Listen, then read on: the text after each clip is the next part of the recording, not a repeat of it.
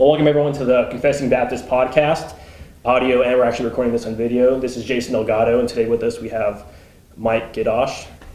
So welcome. Thank you. Good to be here. One thing we like to do to get to know everybody is just to ask you guys just three basic questions. How did you become a Christian? How did you become Reformed? And how did you become Baptist? And you can take those in any order you want. So I know for some people they become Baptist first, and then it gets all weird. Well, I was raised in a Christian home and was brought up in a Baptist church and was converted after college. I had gone through several experiences that seemed to be conversion, at least as I was growing up.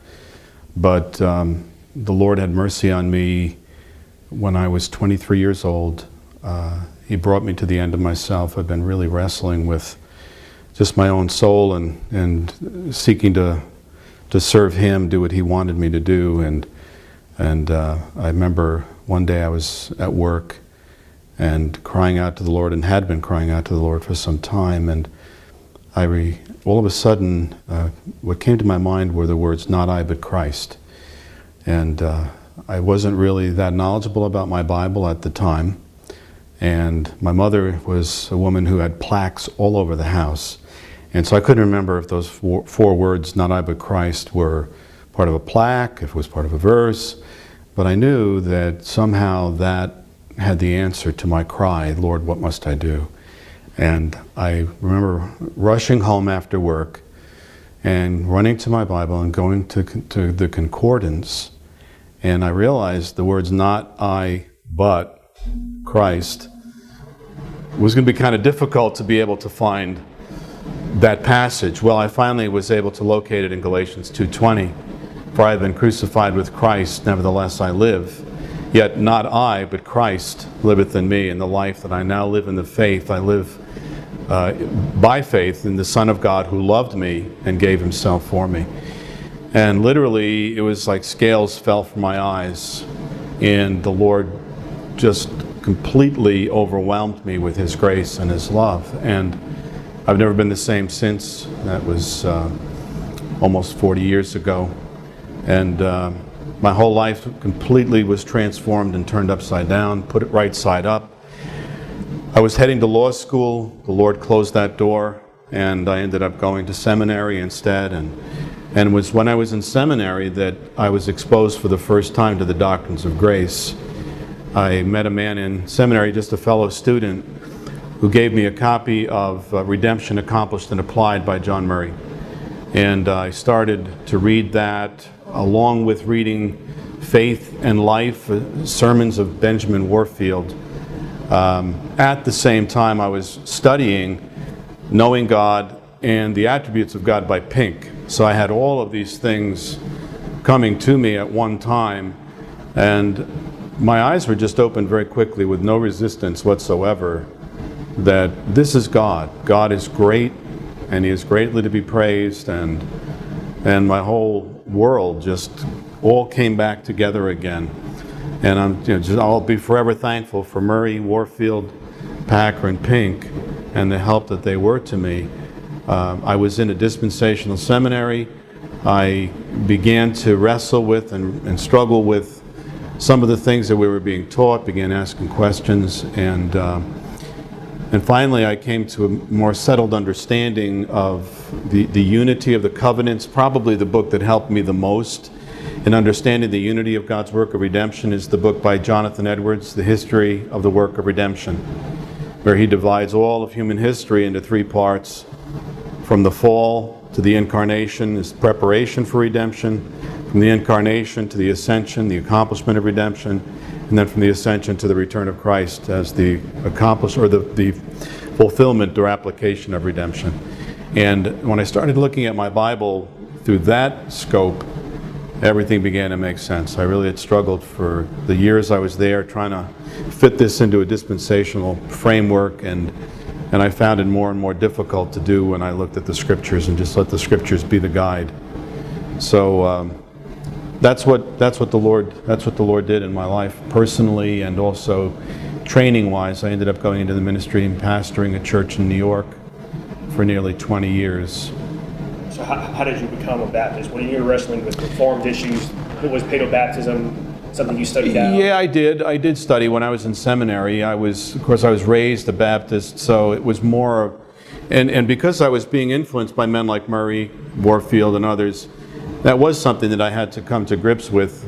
And I read Christian Baptism by Murray. I read books by Jay Adams on baptism and others, and I just could not accept, as I just went back to the scriptures, I could not accept that the premise, and that's where what I believe to be a more biblical understanding of the covenants, which has now been manifested through a lot of books that have been published, some of them published by me, by Pascal, by Earl Blackburn, Greg Nichols, that are dealing with covenant theology from a Baptistic and a Reformed perspective. And even though they don't even agree in all the specific areas, they do agree and show that that infant baptism is not a requirement of being consistently covenantal. So.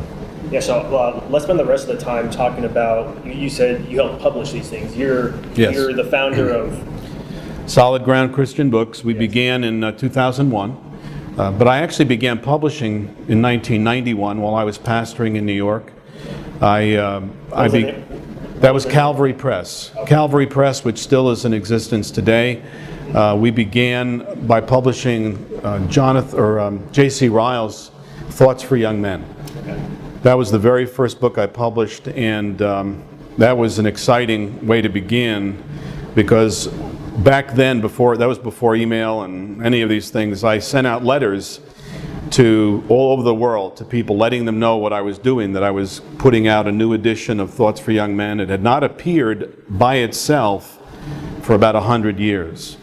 And I started getting responses in the mail from J.I. Packer, John Stott, John MacArthur, Jerry Bridges, Leon Morris. It was unbelievable. Almost every day I would get letters from people, and they all were glowing in their testimony of Ryle and the book. We ended up selling 10,000 copies the first 6 months, and they went all over the world. Thoughts for Young Men went all over the world, and literally was being used of God to do amazing things. That got me started with publishing old books, bringing them back into print, giving new life to these old works that were buried. Buried treasure. One of the terms I use to describe Solid Ground is uncovering buried treasure to the glory of God. Right. Yeah, and I've seen that in your logo. It has that man digging. Yes, exactly. So what are some works that you've currently published under Solid Ground, and how did Solid Ground even start up? Well, Solid Ground began 12 years ago. My wife and I had relocated from New York down to Birmingham. I was beginning a new direction in my own personal life through circumstances that had happened, that had taken place in New York, and we were wrestling with where God would have us and what ministry He would have us to do.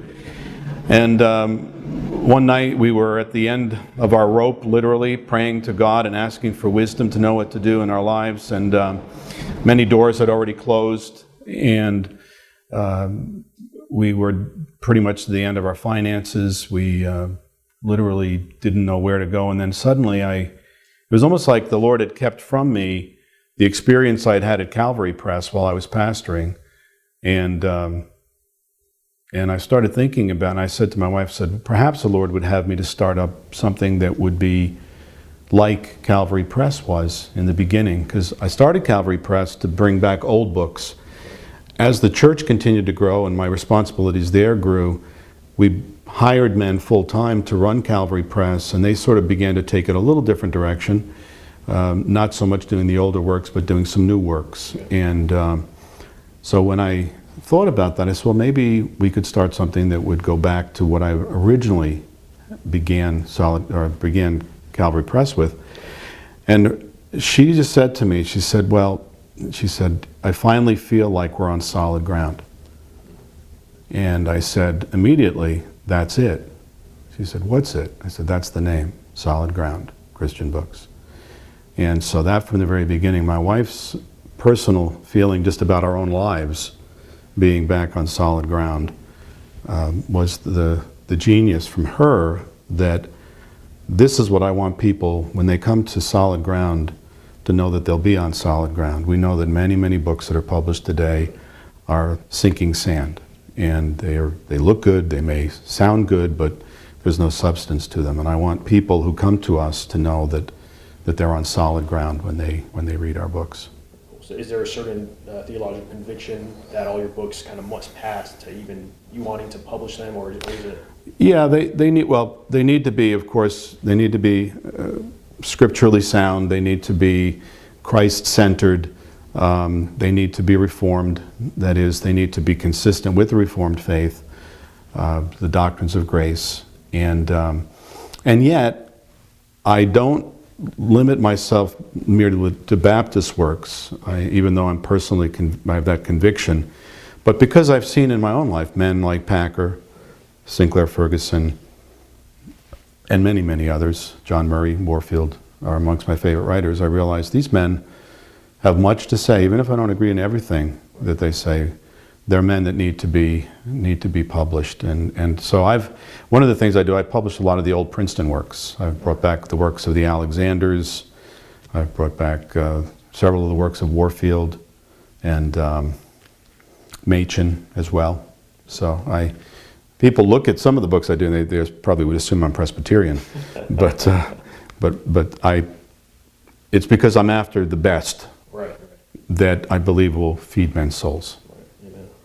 So what are some books that you have here that you want to share? Well, I wanted to show you some of the things that I've done. The very, very first book we did at Solid Ground in 2001 was a book called The Pastor's Sketches.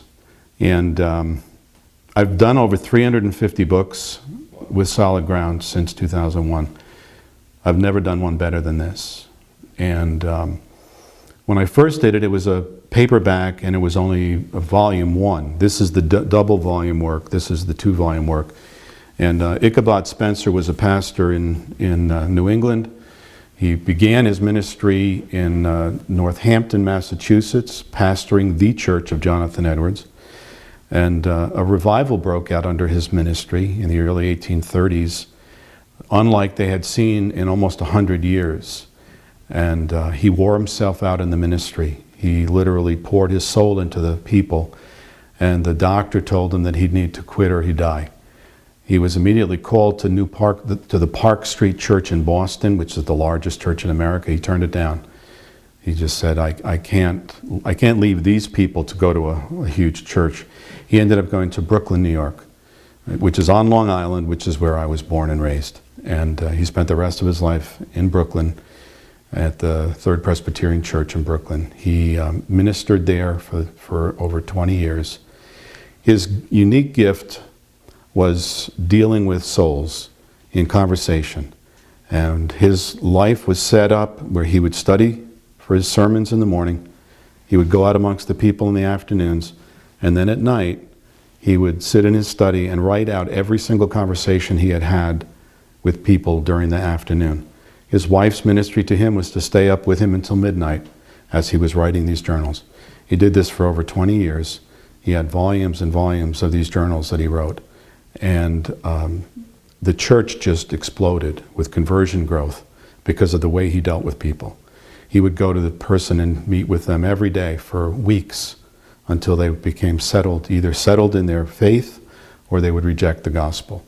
And he just did this over and over again. And as people heard about him and saw the results of his ministry, they begged him to put these into print. So he put out what became volume 1 in 1851. It became an instant bestseller and went through many different editions the first couple of years.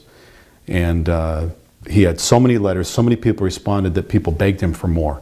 The year before he died, he went back into his journals one last time, and he pulled out another 30-some that he was able to put into what was called Volume 2, and the Sketches Volume 2. So this book, Jeff Thomas, who has pastored the same church in Aberystwyth, Wales for almost 50 years now, has read every pastoral theology book ever written. He told me that this is the best he's ever read. It's been required reading at Southern Seminary now for the last 10 years. And it's a wonderful, wonderful book. I'll give you one little snippet. He is dealing with a bunch of young men who have been under conviction.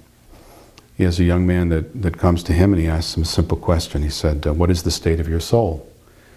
And the man says, very wicked, sir, very wicked. Spencer pauses and looks at him and said, it's a great deal more wicked than you think. And then he says, next, and moves the man along. Well, he said about a week later, this young man comes back to him, converted. And he said to him, he said, do you remember what you said to me? And Spencer said, no. He said, well, I told you that my heart was a great deal more wicked than, or you told me that my heart was a great deal more wicked than I thought. And he said, I didn't believe you. In fact, he said, I thought you were the meanest person. I couldn't believe you said that to me. And he said, but I couldn't shake it. All night, I'd go to bed at night and I kept a great deal more wicked than you think, a great deal more wicked than you think. He said, finally, I realized you were right. I'd become proud, thinking that because I was under conviction and seeing that my heart was wicked, that you would congratulate me. Instead, you told me that it was more wicked than I thought. He said, I finally came to the end of myself and I trusted Christ. And now I have a settled peace with him. And then he said that, Spencer said that people would come to him and ask him, how do you know what to say to these people? Because sometimes he would have like 10, 15 people at one time that were under conviction and he would deal with each one of them. And he said he would always ask questions that would cause him to see where the Spirit of God was at work. And then he would drive the arrow deeper.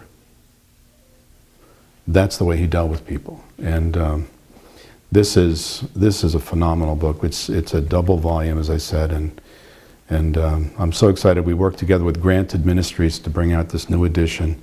It has something that it's never had before. None of the editions that have ever been done before have a subject index, so that people can now go to the back and look at a subject like assurance of salvation, and they can see, well, book 2, chapter 7 deals with this subject, and it just makes it a much more usable volume. Another book that has been life transforming is the book Stepping Heavenward by Elizabeth Prentice. This is a book that is considered a book more for women. Elizabeth Elliot, who is a missionary, her husband Jim Elliot died to the Auca Indian, his ministry to the Auca Indians back in the 50s. This was her favorite book. This became her favorite book. I actually became close to her through this book. She wrote a foreword for me. And this book actually has been used to change my wife's life. She came across an old copy. Somebody had given her an old copy years ago. And she read the first couple chapters, and I remember her coming down into my study and saying, Michael, this book is going to change my life. And now it's been 20 years, and she's read it about a dozen times. Read it to our daughter. Our daughter, who has an 11-year-old, is getting ready to read it to her daughter. And it's probably the best book that a man could read to help him to understand the way a woman thinks. It's been translated into dozens of languages, wherever it's gone, in China, Germany, France, wherever it's gone. Every woman who reads it always says the same thing. This woman knows me. She had an ability to write in a way that just opened up the heart of a woman. And it's written as a journal. And it starts off at her 16th birthday and carries on through all the various experiences of life, and ends up with her pretty much about to die. And it's just an amazing, amazing book. We've tried to do books for children and for families as well. I think sometimes Reformed people forget about the family or forget about the children, and Go for the big theological topic. Yeah, exactly, and that's important. It's important to have theological titles, but at the same time, I do think that we also need to make sure that we are giving people a variety of things that will speak to them. The two of the authors that I've published, children's authors from the 1800s. The first one I'll mention is Richard Newton. This is called Bible Animals and Lessons Taught by Them for Children. Richard Newton was nicknamed by Spurgeon the Prince of Preachers to the Young. Richard Newton was a pastor in Philadelphia. He had children's church once a month. It was the third Sunday of every month. He would have children come and he would preach to them for 40 minutes. And his sermons were full-blown sermons. And He had 500 children on the edge of their seat as he was expounding the scriptures to them. And he would do a whole series of messages. This was called Bible Animals. He had another called Bible Jewels, Bible Promises, Bible Warnings. And I've now published 15 of his titles. I'd never heard of the man. I found out about him through a book I published by William Blakey for the Work of the Ministry. And he mentioned this man Newton as being an absolute genius in dealing with children. Well, I got a hold, I didn't know who he was. It just said R. Newton, Philadelphia. So I did some research and found out that he was nicknamed by Spurgeon the Prince of Preachers to the Young. And his illustrations are some of the best I've ever read. His illustrations in all of his books, this is a book that can be read to children, by children, and adults as well. I used to love walking around my complex, our apartment complex, with a book in my hand, and I would read Newton books, the old Newton books that I would get, and half the time I'm crying as I'm reading them because they're just so moving. And I found out that Newton actually learned how to teach children from a man who was a little older than him, John Todd. John Todd was a pastor in New England who did the same thing that Newton did. He would have Sunday evening sermon once a month he would have to the children. Todd would not allow the adults to sit anywhere near the front. Because he said he was afraid that if there were adults, he would be tempted to try to speak to them. And so he would have the adults sit in the back, and so he would just preach to the children. And I found out that Richard Newton actually learned how to teach children by reading John Todd books on children. And this book here is called Truth Made Simple, Lectures for Children on the Attributes of God. And Todd just goes through the various attributes of God and has these messages for children. God is good, God is holy, the truth of God. God does as he pleases, God knows everything, God wise, God is everywhere, etc. And again, Todd was like Newton, was brilliant in illustrations, just absolutely amazing in his illustrations. So those are some of the ones that I've done for children. Another author I've published is Thomas Hopkins Gallaudet. Some pronounce it Gallaudet. Gallaudet was actually the father of deaf education in America. And after he left that particular ministry of dealing with the deaf, he began writing children's books, and he wrote a series, the Child's Book on the Fall, the Child's Book on Repentance, the Child's Book on the Sabbath. And his writing style is so simple because he had to learn. In teaching the deaf, you had to be able to speak and use illustration in such a way and be very simple. And his writings are that way. And I've published about 10 of his volumes as well. And these have all been very popular. Homeschooling families have loved them. They're just wonderful. They're not childish, but they are for children. They are directed towards children, and yet they're very rich, very, very rich indeed. Spurgeon, of course, is pretty well known, right? Right. Now, from what I understand, this is something unique here, right? It is, yeah. The Gospel for the People is a book that I had discovered about maybe 6 months ago. And it is, until we did this edition, it was the hardest Spurgeon volume to find. I found one copy in Australia, and it's not even on Google Books. It's not anywhere. If you had typed in the Gospel for the People, the only place you'd find it would be just listed in the back of an old book by name. Right. But you couldn't find the actual book. It wasn't the book, and you couldn't find the book. Well, I found out, by getting the copy of it, I found out what it was. It was 60 short sermons that his son Thomas selected and extracted from the Metropolitan Tabernacle to be used in family worship and to be used in churches. Thomas realized that a lot of churches who didn't have a pastor would read Spurgeon sermons, or they would try to read a Spurgeon sermon. Right. And they found that they were just too long. It was too difficult to retain the attention and for people to be able to read a full-blown sermon. So he went and gathered 60 short sermons, anywhere from 4 pages to, at the longest, 8 pages.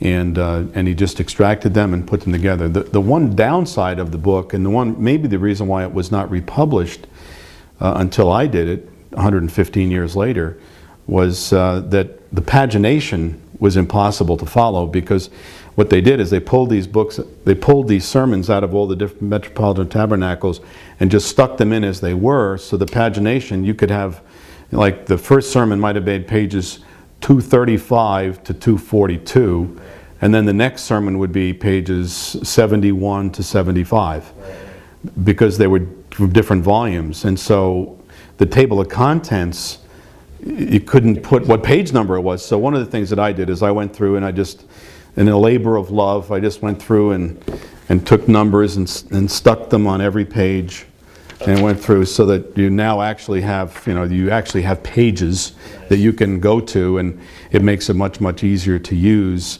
And some of the sermons were preached at nursing homes, for instance, where they didn't, their attention would be very difficult to follow. So he'd have a 4-page sermon. The beauty of it is they're all complete sermons. They're not sermons that were edited down. They are Spurgeon's complete sermon. They just happen to be a lot shorter. So that has been a very helpful book to have be bringing back into print again, and we just did that recently.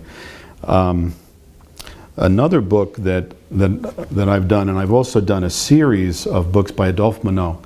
Adolphe Monod was the most famous French Reformed preacher of the 1800s, and he died of cancer, and is mostly known for his book, which is called The Monod's Farewell, L'Adieu Monod. It was the messages that were preached, or not, well, they were preached, but he was on his deathbed. He was actually lying in his bed, and a group of people from his congregation would come into his room on a Sunday afternoon, and he would speak from his heart to them what the Lord had put upon his heart, usually maybe 10, 15 minutes long, and then they'd have the Lord's Supper together. And he did that for the last 4 or 5 months of his life, and thankfully somebody was there and they recorded every word. And then after he died, they took that and put that together in a volume, and it really became the most famous thing that he ever did, as much as a great preacher he was. Well, we've now, not only was that book done recently, but we've also published now 4 of his other volumes as well, including Jesus Tempted in the Wilderness, Sharing Christ's Victory. These messages are some of the most amazing things I've ever read. Joel Beakey had never heard of them, and I sent by email, I sent him the manuscript that we were working on 2 hours later, and he had never read it before. 2 hours later, this is what he sends me back.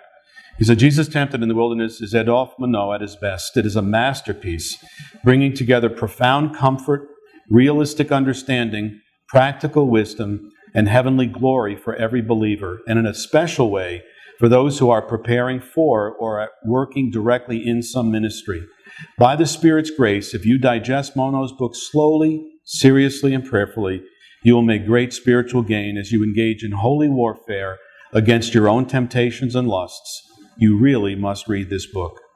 I remember the first time I found out about this book was when I read the last part of it, in which originally, when he delivered these messages, they were delivered to ministerial students who were near graduation. And then later he redid the sermons and preached them to his regular congregation. And then when he put the book out, he did it in a way that would minister to all people, but he also maintained at the end the challenge to future ministers. And this is the way he concludes. He says, "To you, my future yoke fellows, I do not want to leave this subject without addressing to you a special exhortation which I commend for your most serious attention. Jesus' temptation is found placed between the end of his personal preparation and the beginning of his public life. There is an analogous moment for you. It is the interval that separates the end of your studies from the beginning of your ministry. Take care of that interval. It can shape your entire career. Consecrate it to a spiritual retreat. Spend it with Jesus, struggling in his solitude. And when you enter the ministry, may men recognize in you a man coming out of the wilderness, from the wilderness and not from the world. If you are filled with memories of the world, if you've been breathing the impure atmosphere of its vanities and pleasures, you are not fit for the service of Jesus Christ. From the wilderness and not from Nazareth. if you are ruled by your family affections, if in choosing a position you place first emphasis on a father or mother, on a wife or a child, you are not fit for Jesus Christ and his service. From the wilderness and not from the school. And I thought this was brilliant. From the wilderness and not from the school. If you are still covered with the dust of the academy, if your faith and your knowledge are only those of books, you are not fit for the service of Jesus Christ. Jesus Christ needs servants who are detached from the world, free from obligations toward their fellow creatures, nourished under the teaching of the Holy Spirit. Either be men of the wilderness or do not be men of the church. And I read that and I was like, wow, that is unbelievable. Wow. So that is a great book. It really is just a wonderful, wonderful book. Do you have a couple more minutes? Yeah, absolutely. I see some new books there. Oh, and I do. Well, I've one of the things that really helped put us on the map as far as Reformed Baptists are concerned was when we did a leather-bound edition of the Baptist Confession of Faith and the Baptist Catechism. Jim Renahan helped me by writing introductions to both the Catechism and the Confession of Faith. And the Association of Reformed Baptist Churches of America, ARPCA, out of Carlisle, Pennsylvania, helped tremendously. We actually did this together as a joint publication, and it sold out. We did about 3,000 or 4,000 copies, and they've sold out. I've now done it in paperback. We're in the process now of doing a new edition of the leather. I'm hoping to be able to have it available sometime this fall, and it is the 1689 Confession of Faith. It also includes the appendix on baptism, which is rarely found in almost all the editions that you see today of the 1689. It doesn't include the appendix on baptism, which is absolutely brilliant. And then we also have the catechism as well. So it's all contained in the one volume. And we're very, very excited about this. A pastor in Ohio was the one who first gave me the idea of doing it in leather. And he said, we really need as Reformed Baptists to show that we hold our confession highly. Not like it's not equal to the Scriptures, we understand that. But at the same time, it deserves more than a pamphlet. And I mean, we don't think of putting our Bibles out in a pamphlet. You have something of value. You want to have it be shown to be valuable. And so we decided to do it that way. And I'm very thankful that the way that the Reformed Baptist community responded made it very clear that they agreed that this is something that we need to do. So we're in the process of doing that again. Now, last update I saw on the confession was, or that leather-bound confession, is that you needed enough pre-orders to make it a reality. Did you get enough pre-orders? We've gotten enough pre-orders to, basically I needed enough pre-orders to make sure that my partner was willing to upfront the money to allow us to go forward with it. And I believe we have that now. And so we're excited about that. And I know that once word gets out that we are doing it, I think orders are going to, and that's happened in the past too. The biggest thing I've ever done was the works of Thomas Manton, 22-volume set of Thomas Manton we did in 2008. And we sold all 1,000 sets. They're all gone now, which I'm happy about on the one hand, but I'm sad on the other hand too, because it's not probably going to be done in my lifetime again. That was a project that cost us about $130,000, and there's just no way that that's going to be able to be done again. So I'm thankful we were able to do it, but that won't be done again. And just a couple more I want to mention. One of the newest things that I did was The Risen Christ Conquers Mars Hill, Classic Discourses on Paul's Ministry in Athens. One Sunday morning, I don't know where it came from, but a thought came to my mind that it would be helpful to gather together the very best teaching on a particular subject or passage. And the first thing that came to mind was Paul's ministry on Mars Hill in Acts 17. And I went through and started to do some research, and I found that there were about a dozen just outstanding treatments, beginning with Thomas Manton, going down most recently to Greg Bonson. And I've got the material here from Thomas Watson, Jonathan Edwards, Samuel Davies, John Dick, J.H. Thornwell, John Eady, J.C. Ryle, Benjamin Warfield, Ned Stonehouse, Cornelius Van Til, and Greg Bonson. Sinclair Ferguson was kind enough to write the foreword. And Sinclair doesn't do that too often anymore.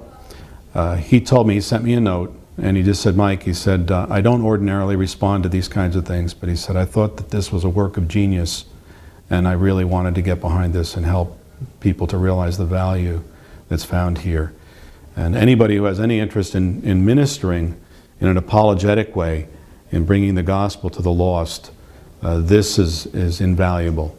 And I'm just very thankful that the Lord allowed me to do this. I got the support of Sinclair, Joel Beakey, Sam Waldron, Robert Martin, Greg Reynolds, and many others who are really excited about this work. And this is now available as well.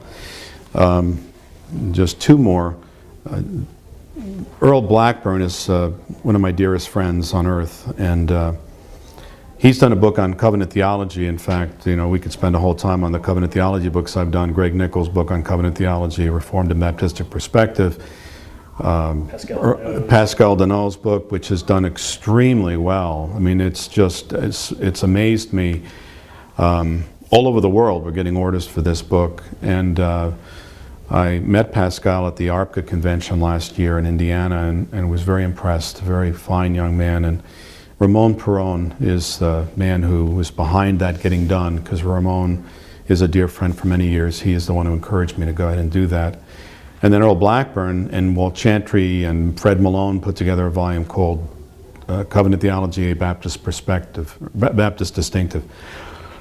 And while there are some differences between them, the three volumes, even though there are some differences, I felt personally that I've published 3 different volumes by 3 different men. The perspectives are just a tad different, but the one thing they do, they unify in declaring that you can be a Baptist and hold a covenant theology very consistently. And of course, our Paedo-Baptist friends are always making fun of us and telling us, well, we haven't gone far enough. And the reality is, they didn't go far enough in moving away from Rome. Amen. We're the ones who have actually reformed to the point where we've embraced covenant theology, but also recognize creedal baptism and the necessity of true conversion before one is baptized. A book that Earl wrote before that, which has done very, very well, has been very helpful to many churches, is Jesus Loves the Church and So Should You, Studies in Biblical Churchmanship.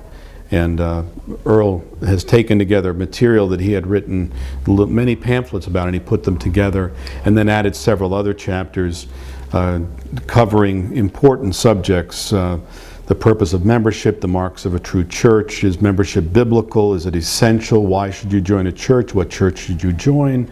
The privileges, responsibilities of membership.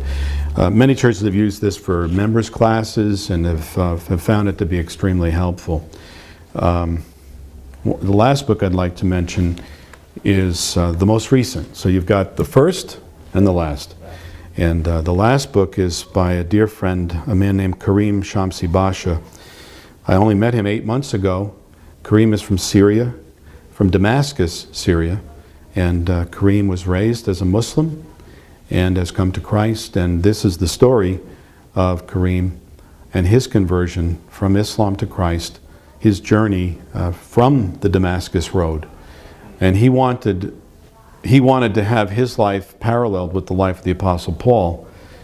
And because Paul was, of course, converted on the road to Damascus, and so it's a journey to and from the Damascus road. Kareem is a gifted man. He loves the Lord. He is still growing in his faith. I meet with him regularly. We met for hours for 8 months straight, putting together this volume, and it's already becoming. I mean, the Lord is using it all over the world. And we're having so many opportunities. Every day he calls me and tells me about interviews that are being done with him. CNN is considering interviewing him on a weekend, and we're trying to get interviews with him, with Huckabee and several others. He's a photojournalist who is an award-winning photojournalist. He's had his photographs in Sports Illustrated, featured in Sports Illustrated and People magazine, and just all the magazines you can imagine.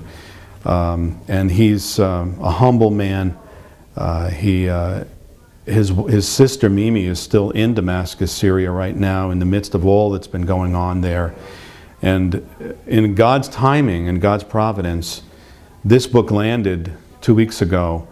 And at the very time the book landed was when everybody in every newscast was talking about Damascus, Syria. So we were like, wow, that's pretty good. You get that advertisement that everybody wants, and because he's a Syrian and from Damascus, he's been getting all over the news programs. He's been interviewed several times already in Birmingham. And recently, some of the articles that have been written about him are now being sent out through the AP and are being picked up by a bunch of other states and the newspapers as well. So I'm very excited about this. Kareem has a wonderful testimony. He continues to grow in his faith, and he puts a face on Islam and his family, the way he grew up, that is very different from the concept that most of us have. You know, his family is not, strapping bombs on and blowing up Christians, and he is a man who has come to understand the necessity of the exclusiveness of the gospel, and that was the hardest thing for him, was the exclusiveness of the gospel, because coming to understand that by him embracing Christ, he's basically saying that his family is lost, was the hardest thing. For 12 years, he tried to be a Muslim Christian. For 12 years, he wrestled with the exclusivity of the gospel. And 5 years ago, he finally came to recognize that he must trust Christ himself and trust his family in the hands of God. And that's what he's now done. And we just continue to pray that his faith will go forth, that he'll have opportunities. James White, who wrote the book, What Every Christian Needs to Know About the Quran recently, which every Christian really does need to read that. He read Kareem's testimony and was very moved and gave us a very strong endorsement. Johnny Erickson, Todd also wrote a very beautiful testimony as she read Kareem's story. And she just says, any Christian with the name Kareem Shamsi Basha already has my attention. The name alone invokes the complex and mysteriously veiled world of Islam in the Middle East. And I love Kareem. He's a wonderful, wonderful man, and we're looking forward to being able to see how God's going to use this book. I really believe God can use this book to open up the doors for more solid ground titles to get throughout the world. Earl Blackburn was recently in my home and was looking at the books that I've published, and he just looked at me and says, he said, these are the best books in the world you've done. We've got to find a way to get the word out. And I'm praying that maybe Kareem's book will be a help to us, because it takes money. That's the problem. It takes money to get the word out. And I'm thankful that you're willing to give me a voice here to be able to share some of these things, because I do believe that God has given us a unique ministry. And I'm seeing publishers and distributors just going out of business one after another. Monergism is no longer really doing what they used to do. Cumberland Valley Bible Book Service they were the leading Reformed distributor for years, and they've really shrunk back significantly, and that's affected my business and the income of Solid Ground. And so, every day is a struggle. Every day is just looking to God to be able to provide us what we need, just to keep the doors open and be able to keep doing what we're doing. And we appreciate your prayers and your support, and I thank God for you and what you're doing. And Confessing Baptists need to unite together and recognize the gifts that God has given us, and seek to serve Him with the gifts that He has provided for us. Amen. Amen. Well, quickly, just to end, how can our listeners, our viewers, find your website, learn more about your books, and order some of these great works here? Solid-ground-books.com is our website. And we're hoping to be able to refine our website. It's not the greatest website in the world, but the books are there. They can be ordered. It is functional. You can order right there. And we distribute more than we publish. We publish our own books, but we also distribute